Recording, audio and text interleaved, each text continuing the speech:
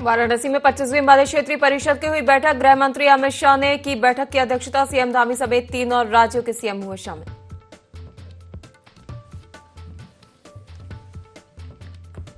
पंचायत चुनाव पर रोक जारी। सरकार की याचिका पर बुधवार को चीफ जस्टिस करेंगे सुनवाई। सरकार ने कोर्ट से मांगा चुनाव प्रक्रिया पर लगी रोक हटाने का आग्रह।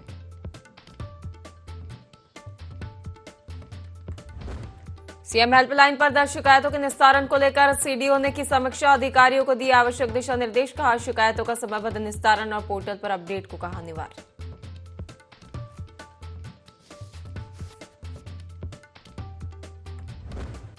त्रिस्तरीय पंचायत चुनाव पर हाईकोर्ट की रोक। कांग्रेस प्रदेश उपाध्यक्ष सूर्यकांत धस्माना बोले, पहले ही जताई थी आशंका, अब हाईकोर्ट ने कर दी पुष्टि। कांग्रेस मजबूती से लड़ेगी चुनाव।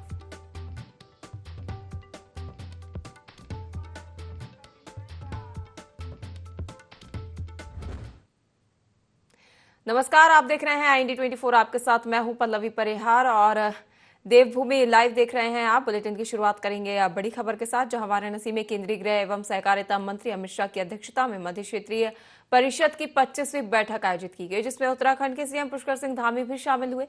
बैठक में मुख्यमंत्री पुष्कर सिंह धामी ने सीमावर्ती क्षेत्रों में सड़क संचार और सुरक्षा व्यवस्था को सुदृढ़ करने के लिए सीमा सड़क संगठन यानी BRO के माध्यम से अधिक सहयोग का आग्रह किया। साथ ही वाइब्रेंट विलेज योजना के अंतर्गत सीमांत गांवों में सुविधाओं के विकास, भारत नेट और सैटेलाइट संचार सेवाओं के शीघ्र विस्तार पर अपने विचार रखे। पुष्कर सिंह धामी ने प्रधानमंत्री आवास योजना के तहत अनुदान प्रक्रिया को सरल बनाने, 1979 की दूरस्थ घाटी अधिसूचना को निरस्त करने और मानसून के दौरान उत्तराखंड के पर्वतीय क्षेत्रों में भूस्खलन, अतिवृष्टि और बादल फटने जैसी आपदाओं से सड़कों को होने वाली क्षति के लिए राज्य को अतिरिक्त सहयोग देने की आवश्यक सुझाव दिए। इसके साथ ही उन्होंने राज्य में ग्लेशियर अध्ययन केंद्र, जैव विविधता संरक्षण संस्थान और अंतर्राष्ट्रीय साहसिक खेल प्रशिक्षण केंद्र की स्थापना का प्रस्ताव रखा। मुख्यमंत्री ने नंद राजजात यात्रा 2026 और 2027 के कुंभ मेले में सफल आयोजन के लिए केंद्र सरकार के सहयोग का अनुरोध किया।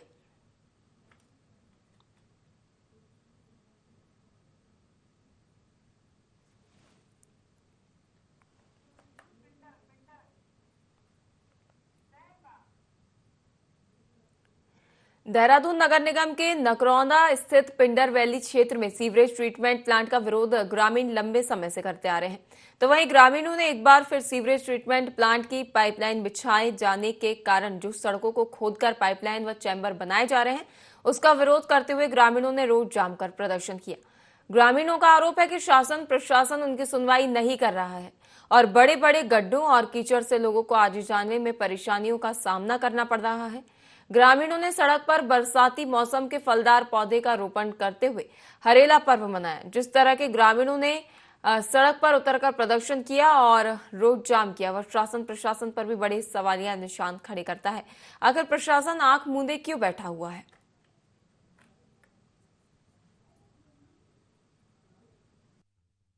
ये लोगों को प्रदर्शन के लिए इसलिए उतरना पड़ा क्योंकि सड़कें जो हैं वो बुरी तरह से जर्जर हालत में हैं और इस समय स्कूलों की अपना जो छुट्टियां थी वो समाप्त हो चुकी है। जितने भी बड़े वाहन हैं, बड़ी बसें हैं, उन सबका आवाजाही इस रोड पे होनी शुरू हो चुकी है। अभी तक हल्के वाहन थे, उस वजह से कोई घटना नहीं हो रही थी, लेकिन अब जब बड़े वाहन इस सड़कों पर चलेंगे तो कोई बड़ी दुर्घटना होने की प्रबल संभावना बनी हुई है, जिसके लिए सभी स्थानीय लोग आज यहाँ पे इकट्ठा हुए हैं और एक चेतावनी रूप में यहाँ पे अपना धरना प्रदर्शन करने के लिए आए हैं कि यहाँ पे जो सड़कें क्षतिग्रस्त है उन्हें दुरुस्त किया जाए। मुख्यमंत्री के जिले चंपावत के नवनियुक्त जिलाधिकारी मनीष कुमार ने जिले के पत्रकारों के साथ एक प्रेस वार्ता की। जिलाधिकारी मनीष कुमार ने कहा कि वर्तमान में पंचायत चुनावों को सकुशल संपन्न कराना और आपदा से निपटने पर उनका मुख्य फोकस है। कहा पहाड़ की भौगोलिक स्थिति काफी विपरीत है, जिसके लिए अधिकारियों को जरूरी दिशा निर्देश दिए जा रहे हैं। उनका पूरा प्रयास रहेगा कि आपदा से कोई जनहानि न हो। जिलाधिकारी ने कहा कि मुख्यमंत्री की परिकल्पना के अनुसार आदर्श जिला चंपावत में विकास कार्यों में तेजी लाई जाएगी। मुख्यमंत्री घोषणा की समीक्षा कर तेजी से उन पर कार्य किया जाएगा। जिलाधिकारी ने कहा कि जिले में भ्रष्टाचार को कतई बर्दाश्त नहीं किया जाएगा। अधिकारी अपनी कार्यशैली में बदलाव लाएं। कुर्सी छोड़ अधिकारियों को जनता के बीच जाने की आदतें डालनी होगी।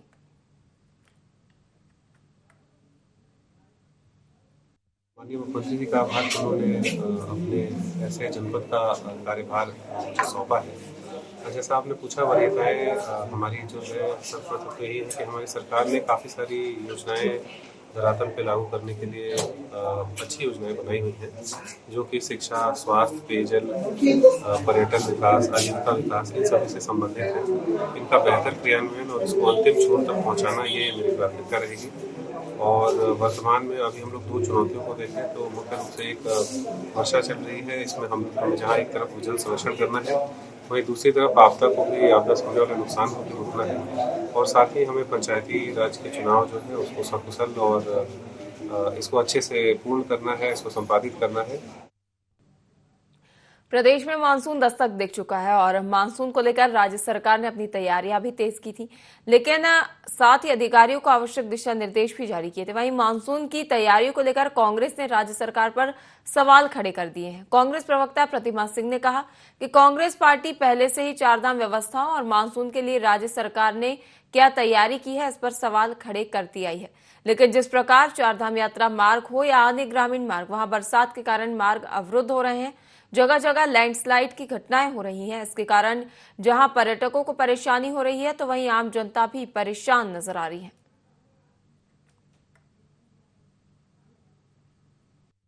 पार्टी ने शुरू से सरकार को चेताया था कि जो चार धाम यात्रा है उसको लेकर के सिर्फ बैठकें ही ना करें, जो आप प्रपोजल दे रहे हैं या जो आप वहां पे कार्रवाई करने की बात कर रहे हैं वो धरातल पे भी लेके आए। और लेकिन सरकार नहीं चेतती है और हर बार ये होता है। देखिए मॉनसून शुरू हो गया है, कल आपने देखा कितने रास्ते बंद हुए, हर जगह जो है लैंडस्लाइड हो रही है और मलबा आकर के सड़कों को बाधित करने का कार्य कर रहे हैं। सरकार इससे निपटने के लिए बिल्कुल भी तैयार नहीं थी, इसीलिए आप देखिए यात्रियों को दिक्कतों का सामना करना पड़ रहा है। अब ये वक्त इन सारी बातों करने का तो नहीं है, लेकिन सिर्फ ये सुझाव देने का है सरकार को, यात्रा को जो है स्थगित करने का जो कार्य करिए। लोगों को जो सुरक्षित जगह पे है वो उन्हें सुरक्षित जगह पे रहने दीजिए और ये सारी तैयारियों को जो है अंजाम देने का कार्य करिए। उसके बाद उस यात्रा को पुनः जो है सुचारू रूप से, सुव्यवस्थित रूप से जो है आगे बढ़ाने का जो है कार्य।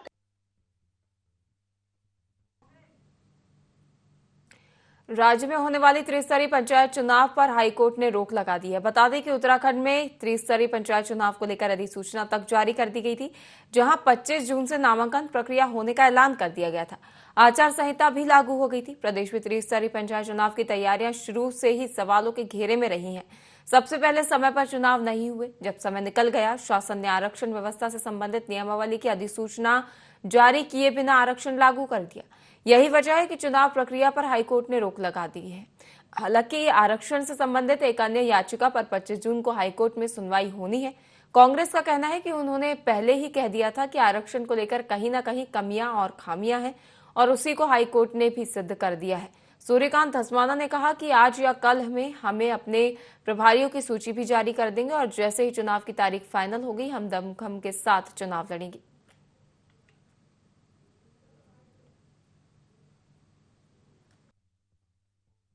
राज्य की सरकार पंचायत चुनाव नहीं करवाना चाहती। वो साबित हुआ जब इन्होंने पहली बार प्रशासक बनाए।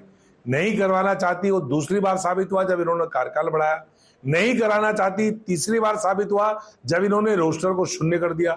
आरक्षण पूरे राज्य के अंदर schedule caste, schedule tribe, OBC, महिला, सामान्य जो आरक्षण था उसका ऐसा हलवा बनाया, ऐसा घालमेल किया कि ना तो सरकार के समझ में आ रहा, ना हाईकोर्ट के समझ में आ रहा, न राज्य निर्वाचन आयोग के समझ में आ रहा, न लड़ने वालों के समझ में आ रहा। ऐसी खिचड़ी बना दी उसकी।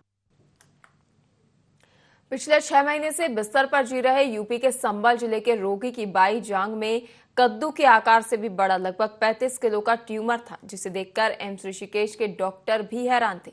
ये कोई सामान्य ट्यूमर नहीं था, ये इस कदर खतरनाक हो चुका था कि लगातार बढ़ रहे इसके साइज और बढ़ती बीमारी के कारण रोगी कभी भी अपना जीवन खो सकता था। डॉक्टरों के अनुसार पैर में इतने बड़े ट्यूमर की सर्जरी का देश में अपनी तरह का ये पहला मामला है। ऐसे में एम्स के ऑर्थो विभाग के सर्जन डॉक्टर मोहित ढींगरा ने रोगी की सर्जरी कर बीमारी का इलाज करने का निर्णय लिया। इसके लिए प्लान के तहत उन्होंने सीटीवीएस, बर्न और प्लास्टिक सर्जरी विभागों के सर्जन डॉक्टरों की मदद ली और 9 जून को रोगी सलमान के बाएं पैर से न केवल 34 किलो 700 ग्राम वजन के विशालकाय ट्यूमर को निकालने में सफलता पाई, बल्कि पिछले 6 साल से इस बीमारी की वजह से लाचार हो चुके रोगी को न्याय जीवन में भी प्रदान किया।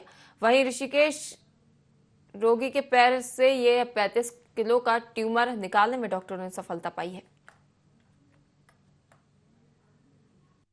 ट्यूमर की प्रॉब्लम थी, जो प्रॉब्लम सन 2018 से थी।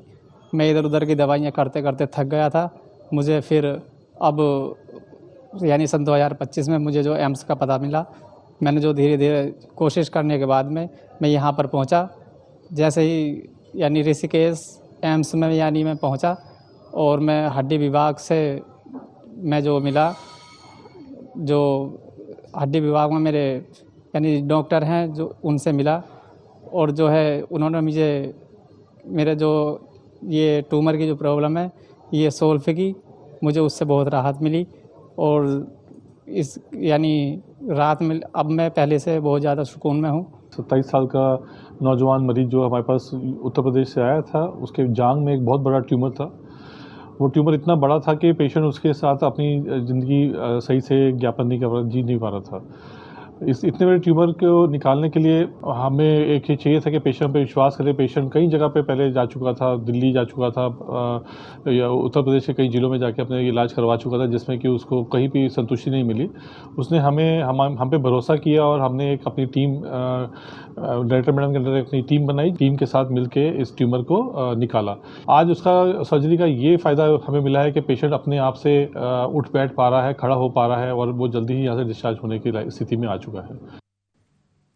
सरोवर नगरी नैनीताल हाईकोर्ट ने राज्य में त्रिस्तरीय पंचायत चुनाव पर लगी रोक बरकरार रखने के आदेश दिए हैं और अब बुधवार को स्टे वेकेशन समेत अन्य संबंधित मामलों में सुनवाई होगी। सरकार ने मुख्य न्यायाधीश जी नरेंद्र और न्यायमूर्ति आलोक मेहरा की खंडपीठ के समक्ष मामले को मेंशन किया। खंडपीठ ने मामले में 25 तारीख को सुनवाई के लिए दोपहर 2 बजे का समय दिया है। मामले के अनुसार बागेश्वर निवासी गणेश दत्त कांडपाल और अन्य ने हाईकोर्ट में याचिका दायर कर कहा कि सरकार ने 9 जून 2025 को एक आदेश जारी कर पंचायत चुनाव के लिए नई नियमावली बनाई। साथ ही 11 जून को आदेश जारी कर अब तक पंचायत चुनाव के लिए लागू आरक्षण रोटेशन को शून्य घोषित करते हुए इस साल से नया रोटेशन लागू करने का निर्णय लिया है, जबकि हाईकोर्ट ने पहले से ही इस मामले में दिशा निर्देश जारी कर दिए हैं।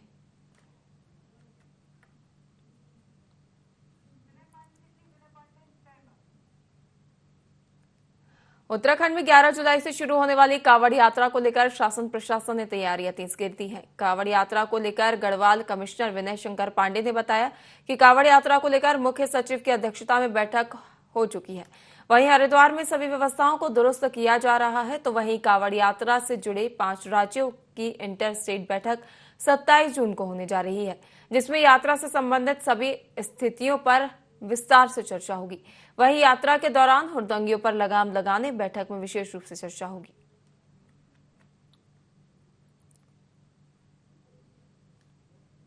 यात्रा हमारे नेबरिंग 5 स्टेट्स को से अफेक्टेड होती है, चाहे वो हरियाणा हो और दिल्ली हो, पश्चिमी उत्तर प्रदेश हो, हिमाचल के लोग भी इसमें आते हैं।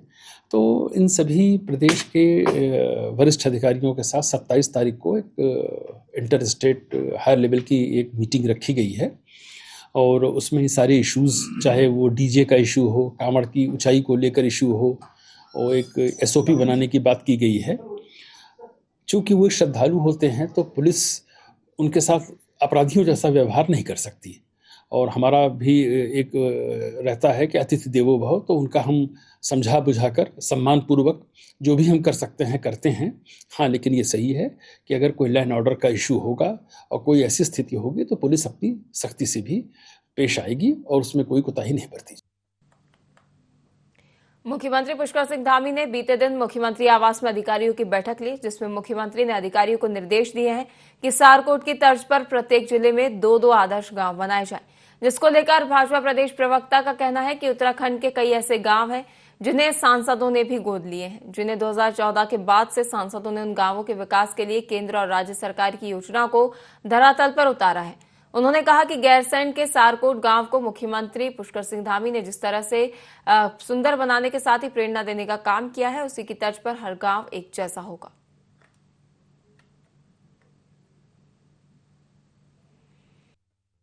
हमारे सांसदों ने गांव लिए हैं। अगर मैं 2014 से पहले की बात करूं, अगर आप उन गांव की तस्वीरें देखेंगे और आज की तस्वीरें देखेंगे तो बहुत इतर होगी और बहुत सुंदर तरीके से हमारे सांसदों ने भी उन गांव को आदर्श बनाने की कोशिश की है और उसमें रोड पहुंचाने का काम किया है। तमाम वो सुविधाएं जो केंद्र सरकार की योजनाएं हो चाहे राज्य सरकार की योजनाएं, वहां तक पहुंचाने का काम किया गया और लोगों को आत्मनिर्भरता की ओर ले जाने का काम जो है हमारे सांसद भी कर रहे हैं। और माननीय मुख्यमंत्री जी ने जिस तरीके से साराकोट के गांव को सुंदर बना करके एक प्रेरणा देने का काम किया, मुझे लगता है कि उसी की तर्ज पे ऐसे ही अगर प्रत्येक गांव हमारा सुंदर एक ही कलर में एक ही दिशा में होगा तो उत्तराखंड का एक अलग ही आकर्षण होगा, एक अलग ही उसकी उत्तराखंड की सुंदरता होगी। प्रत्येक गांव एक आदर्श गांव की तरह रहे। श्यामा प्रसाद मुखर्जी ने भी कहा था कि हम गांव की ओर चलें और गांव को सुंदर बनाने का काम करें। उसी ओर हमारे प्रधानमंत्री जी और माननीय मुख्यमंत्री जी चलने का काम करें और इस उत्तराखंड को और सुंदर और भव्य बनाने का काम करें।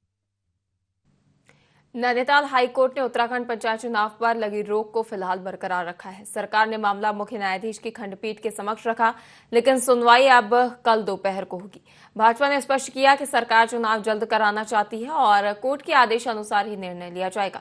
आरक्षण को लेकर आपत्तियों के चलते कोर्ट ने चुनाव प्रक्रिया पर रोक लगाई थी, फिर भी सरकार चुनाव कराने के लिए प्रतिबद्ध है।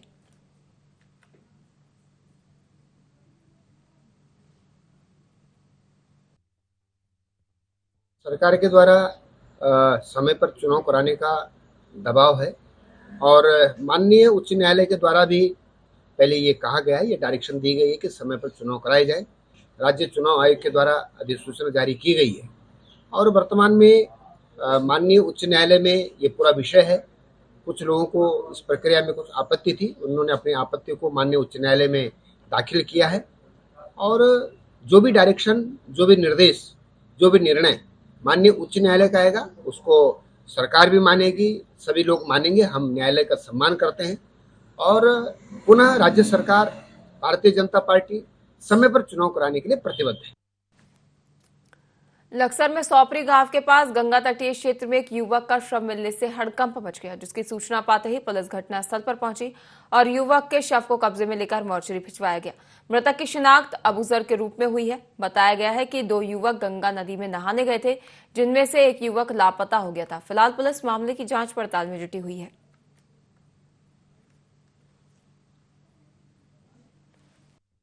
ये दोनों भाई दिन में 1 बजे के आसपास में ये घर से निकले थे और गंगा पर नहाने के लिए दोनों भाई निकले थे ये लोग। और नहाते नहाते एक भाई थोड़ा सा गहरे पानी में चला गया और ये गिर गया वहाँ और उसके बाद ये वापस नहीं मिल पाया। अच्छा। और काफ़ी ढूंढने के बाद आज पता लगा कि ये यहाँ से रायसी पुलिस स्टेशन में है, यहाँ से अभी ये रुड़की लेके जा रहे हैं।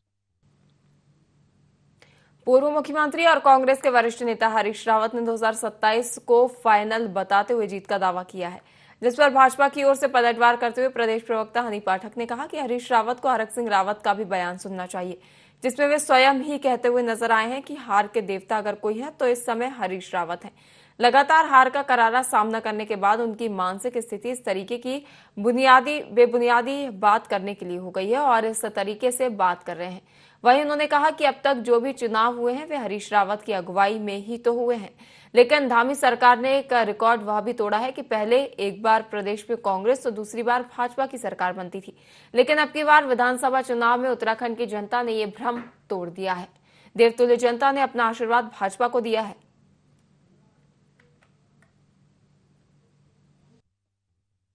हरीश रावत जी को हरक सिंह रावत जी का भी बयान सुनना चाहिए, जिसमें वो स्वयं ये कहते नजर आए हैं कि हार के देवता अगर कोई हैं तो इस समय हरीश रावत जी हैं। लगातार हार का करारा सामना करने के बाद उनकी मानसिक स्थिति इस तरीके की बेबुनियादी बात करने के लिए हो गई है और जिस तरीके से वो बात कर रहे हैं तो जो अब तक चुनाव हुए हैं वो उन्हीं के तो अगुवाई में होते चले आए हैं, लेकिन लगातार वो रिकॉर्ड भी तोड़ा है हमारी धामी सरकार ने कि एक ये बनती चली आ रही थी प्रथा कि एक बार भाजपा एक बार कांग्रेस, लेकिन अब की बार विधानसभा चुनाव में उत्तराखंड का ये भ्रम भी खत्म हो गया। देवतुल्य जनता ने हमें अपना आशीर्वाद दिया और पूरी तरीके से अब की बार भी देवतुल्य जनता हमारे ही साथ है, हमारा ही समर्थन कर रही है, क्योंकि भाजपा की रीति नीति संस्कार और व्यवस्थाओं से और जो हम लोग व्यवस्था जनता को दे रहे हैं उससे पूरी तरीके से जनता संतुष्ट है। हल्द्वानी में विधायक सुमित हृदयेश ने नगर निगम क्षेत्र में अतिक्रमण के नाम पर चल रही कार्रवाई को एक पक्षीय, असंवेदनशील और जनविरोधी बताया है। उन्होंने कहा कि गरीबों, मध्यम वर्ग और कमजोर तबके को प्रताड़ित करने का सुनियोजित प्रयास है। विधायक ने कहा कि पिछले कुछ दिनों से प्रशासन आम नागरिकों के आशियानों पर नजर गड़ाए हुए है, जिससे शहर में भय का माहौल व्याप्त है।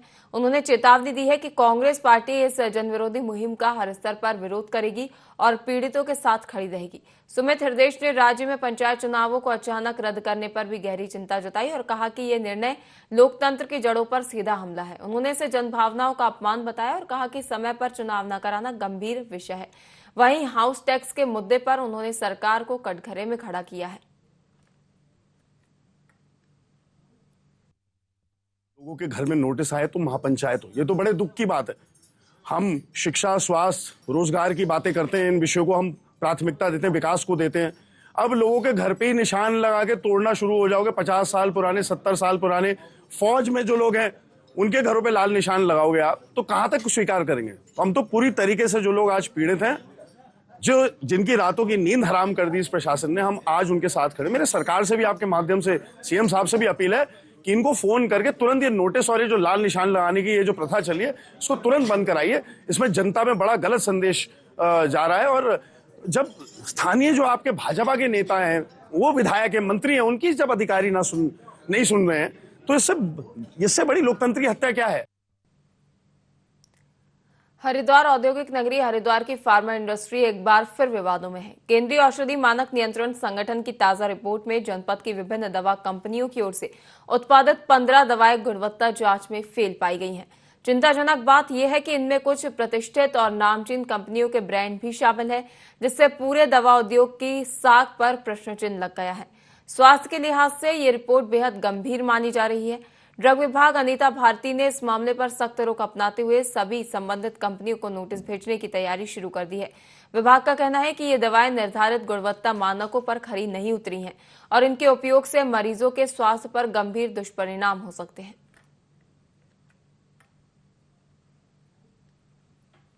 अभी जो एक सैंपल जो सबस्टेंस सैंपलों की जो रिपोर्ट भेजी गई है उसमें से कुछ कंपनियां यहाँ की है। फिलहाल जो हमारे ड्रग कंट्रोलर हैं उनके द्वारा उन्हें नोटिस दे दिया गया है और जो प्रोडक्ट है उसको रिकॉल करने की भी उन्हें लेटर जा चुके हैं। कुछ कंपनियां ऐसी भी हैं, पिछले दिनों मेरे पास ऐसी कई इन्वेस्टिगेट आई हैं जिसमें कि उत्तराखंड का नाम दिया गया है और वो यहाँ पर एग्जिस्ट नहीं करती हैं। हमारे स्टेट में हम लोग API जो कि एक्टिव फार्मास्यूटिकल इंग्रेडिएंट होता है उसका भी सैंपल लिया जाता है, उसके बाद दवा बनती है। दवा मार्केट में जाने से पहले भी उसका QA पूरा जो है क्वालिटी एश्योरेंस होता है, तब जाके दवा मार्केट में जाती है। पर फिर भी अगर किन्हीं कारणों से अगर वो फेल हो रही है तो उसकी इन्वेस्टिगेशन अभी जारी है। मुख्यमंत्री पुष्कर सिंह धामी ने मुख्यमंत्री आवास में उच्च अधिकारियों के साथ बैठक की। इस दौरान मुख्यमंत्री ने कहा कि मुख्यमंत्री आदर्श ग्राम सारकोट की तर्ज पर राज्य के प्रत्येक जिले में 2-2 आदर्श गांव बनाए जाएंगे। इस संबंध में मुख्यमंत्री ने निर्देश देते हुए कहा है कि इन गांवों में समग्र विकास और आजीविका संवर्धन की योजना को प्रभावी तरीके से क्रियान्वित करने पर विशेष ध्यान दिया जाएगा। मुख्यमंत्री ने कहा कि प्रधानमंत्री नरेंद्र मोदी के विकसित भारत विजन के अनुरूप विकसित उत्तराखंड की दिशा में तेजी से कार्य करने के लिए सभी अधिकारी पूरी तत्परता और प्रतिबद्धता से जुटे हुए हैं। उन्होंने निर्देश दिए कि प्रत्येक जिले में बनाए जाने वाले 2-2 आदर्श ग्रामों में कृषि, बागवानी, पशुपालन, मौन पालन, डेयरी विकास, मशरूम उत्पादन जैसे संभावनाशील क्षेत्रों को प्रोत्साहित करने के साथ ही इन गांवों के समग्र सामाजिक और आर्थिक विकास के लिए इंटीग्रेटेड अप्रोच अपनाकर प्रभावी कदम उठाए जाए। स्थानीय शैली एवं संस्कृति का पूर्ण ध्यान रखते हुए इन गांवों में शिक्षा, स्वास्थ्य, सड़क, पेयजल जैसी सभी मूलभूत सुविधाएं सुनिश्चित की जाएंगी।